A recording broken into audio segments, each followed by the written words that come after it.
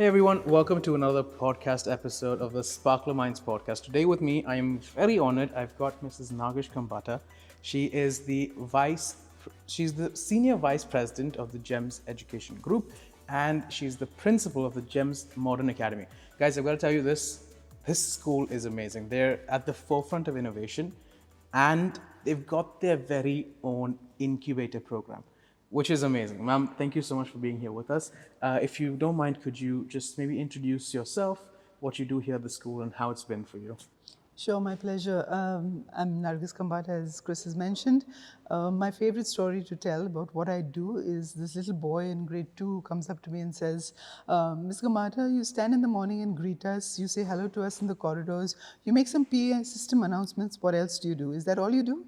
And my response has always been, yeah, that's all I do. Keep the school safe and happy and make sure everyone's doing what they're meant to do. So that's my job, basically. That is amazing, ma'am. Ma'am, I want to just dive right into it.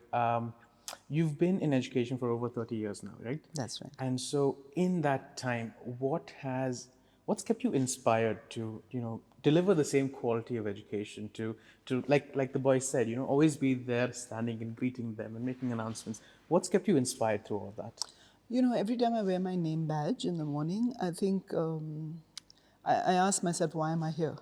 And really, what drives me is the energy of purpose, and wanting to make sure that everyone gets the opportunities that they require, making sure that we don't fall short of providing the best for our children.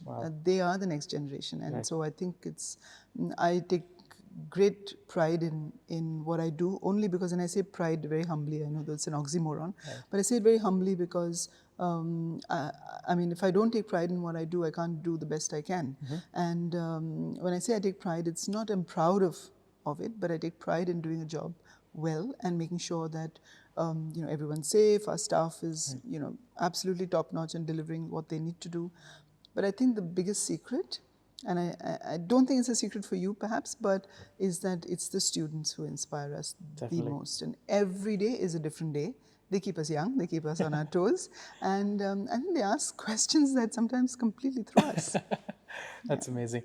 So in regards to the students, again, I know this is a very difficult question to answer because you've got 30 years of experience, but what's something that stood out to you, maybe even in this last two batches, right? Especially after COVID, what's something that stood out to you about these students? Is there something that makes them special, Every student is special, every student is unique, but is something that you've seen? So yeah, it is a difficult question to answer because different things drive different students, and I think when we see that or sense it, that's when we really pick it up and nurture it. For example, I had a student right through COVID who was inspired by his grandfather's stories and of the Indian Army and the war and the Paramveer Chakra, etc. And he was so inspired by that he did some research, found out how many Paramveer Chakra awardees there were, did research on all of them, and then for every one of them, I think there were 27 if I'm not mistaken, and some posthumously obviously, and for every single one of them he wrote a poem. And then he came out with a book, and that book today I think it's the Karnataka government that has taken it on and made it part of the curriculum. He's also got commendations from very senior army personnel for that. So, it's those things that students come, you never know where it's coming from, what inspires them. So I always say to adults, never underestimate your ability to inspire somebody. You never know what it is you're saying to someone that will trigger a thought or trigger a passion.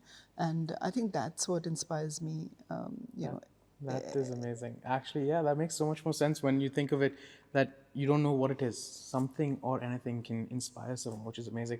Ma'am, moving further along that line, creativity.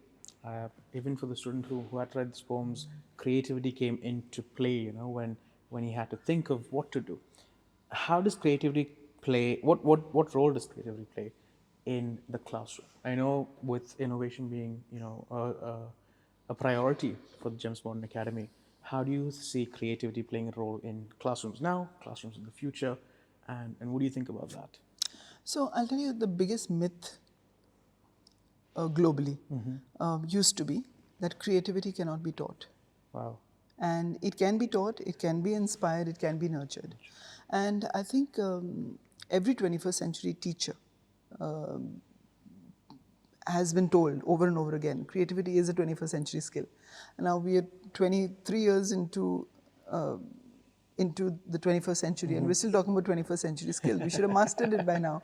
But I think, so I think creativity is definitely important. It is your right brain, kind of activity.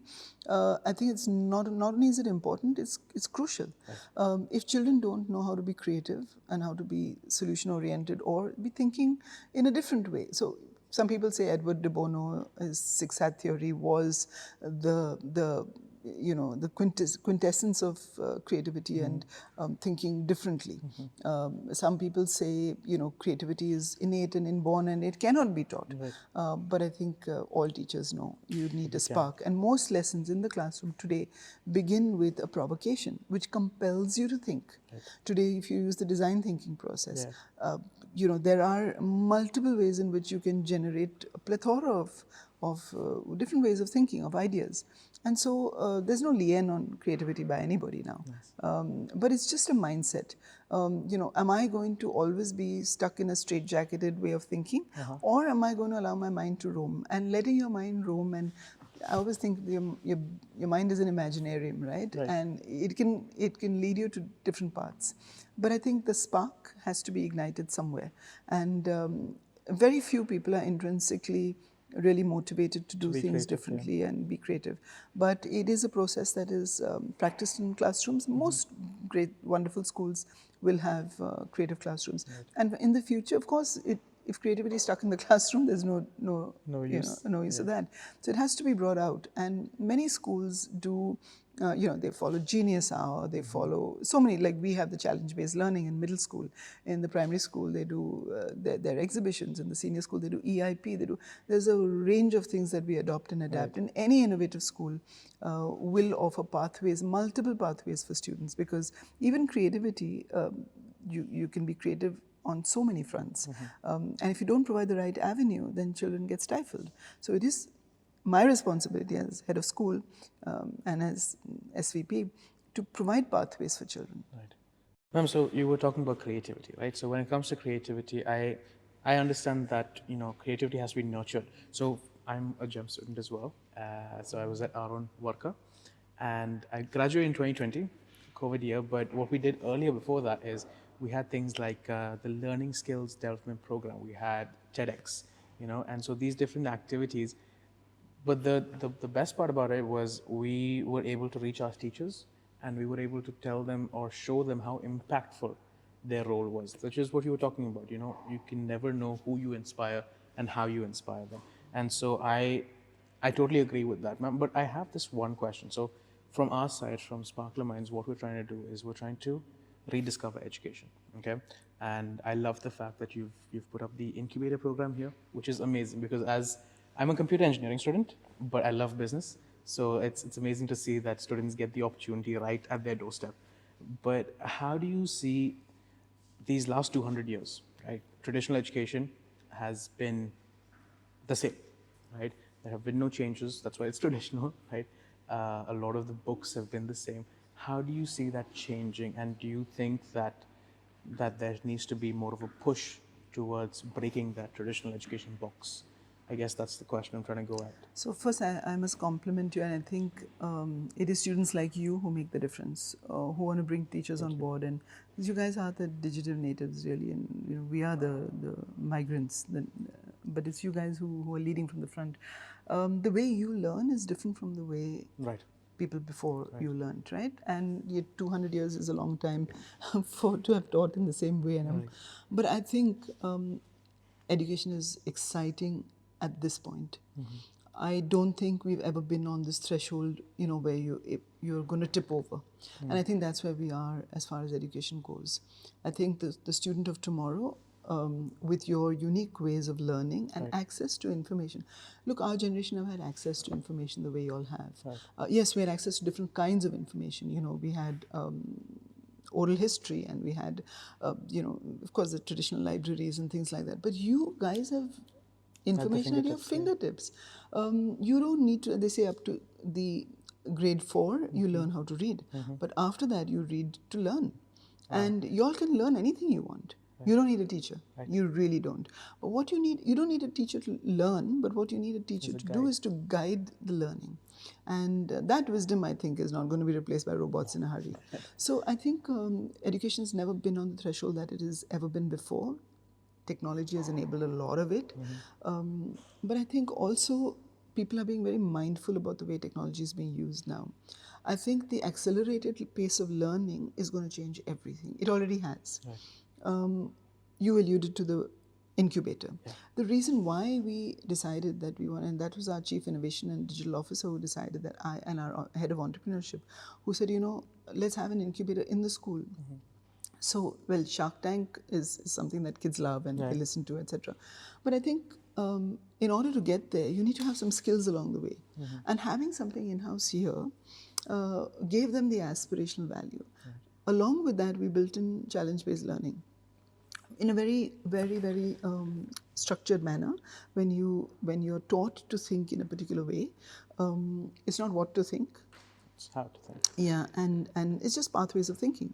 But in order to enrich and make the thinking richer, used a different lens to make that learning and thinking richer, you've got to provide avenues for the kids. So I think we've got entrepreneurs, a student from here, graduated in 2020, just like you. Today is almost at unicorn status. Wow. He started a firm in India, and his Y Combinator funded him, and he's absolutely brilliant. Yes, his name is Adit Palicha, and I think the name is Zepto. You may have heard of the Zepto app. Yes. So before they're turning 20. They're already billionaires. So but the question is, they know how to earn, they know how to think, they know how to create the pathways for excellence or for entrepreneurship or for business. Can it be sustained? Right. Is it sustainable? Will they know what to do with it? Will they be able to deal with getting, everything that they've ever wanted early in life? I think that's where teachers come in. That's where educators come in.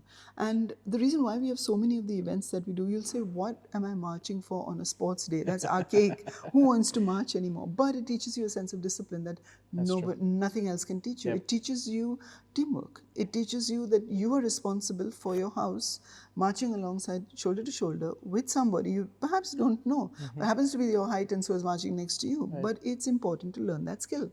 And so I want to tell children that when you're in school, trust what your teachers do.